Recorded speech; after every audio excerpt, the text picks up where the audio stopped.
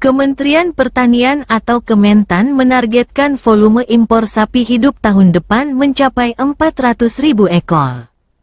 Pemerintah menargetkan impor sapi mencapai 2 juta ekor hingga 2029. Direktur Jenderal Peternakan dan Kesehatan Hewan Agung Suganda mengatakan, importasi tersebut akan dilakukan oleh investor. Ia mencatat, jumlah investor yang telah menyatakan komitmen dalam usaha peternakan sapi sejauh ini mencapai 200 entitas. Target total impor sapi hidup kami adalah 2 juta ekor hingga 2029. Peta jalan kami menunjukkan volume impor daging dan susu sapi bisa berkurang menjadi di bawah 10% kalau ada tambahan 1 juta sapi pedaging dan 1 juta sapi perah, kata Agung di Jakarta, Kamis, 5/12. Agung mencatat, jumlah investor dalam peternakan sapi perah mencapai 134 entitas, sedangkan investor peternakan sapi potong baru sekitar 70 entitas. Agung menilai, hal tersebut disebabkan peternakan sapi perah dapat langsung menghasilkan produk, sedangkan peternakan sapi potong harus memakan waktu penggemukan sekitar 2 tahun sebelum panen.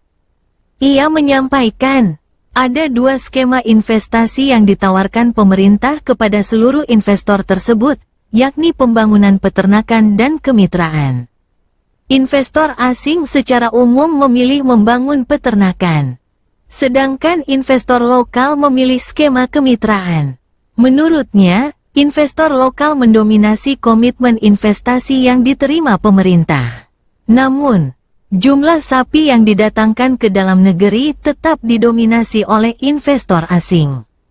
Sebagai contoh, TH Group asal Vietnam berkomitmen mendatangkan 250.000 ekor sapi hingga 2029. Namun mayoritas investor lokal hanya berkomitmen mendatangkan 20 ekor sapi, bahkan hanya ada yang akan mendatangkan 10 ekor, katanya. Agung mendata, 80% sampai 90% peternakan di dalam negeri masih berskala kecil dan tidak terintegrasi dengan industri pengolahan. Karena itu, investor lokal memilih program kemitraan yang akhirnya melibatkan pendanaan dari perbankan dalam bentuk kredit usaha rakyat. Wakil Menteri Pertanian Sudaryono sebelumnya menargetkan susu segar lokal dapat memasok lebih dari 50% kebutuhan nasional tahun depan. Hal tersebut didorong oleh investasi peternakan sapi perah yang diharapkan terrealisasi pada 2025. Sudaryono memproyeksi, investasi tersebut akan menambah populasi sapi perah sejumlah 2 juta ekor. Menurutnya, investasi tersebut akan dilakukan oleh 60 investor dari dalam dan luar negeri. Dengan investasi ini, kita bisa mandiri terkait konsumsi susu segar. Sebab setidaknya 50% konsumsi susu bisa dipenuhi dari dalam negeri, kata Sudaryono di kantornya, Selasa, 12/11.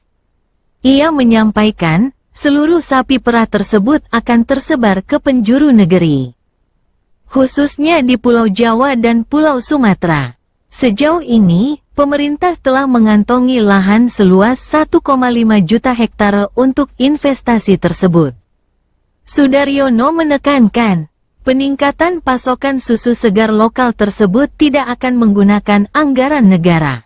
Menurutnya, ketergantungan konsumsi susu di dalam negeri hingga 80% dipandang sebagai peluang bisnis oleh investor.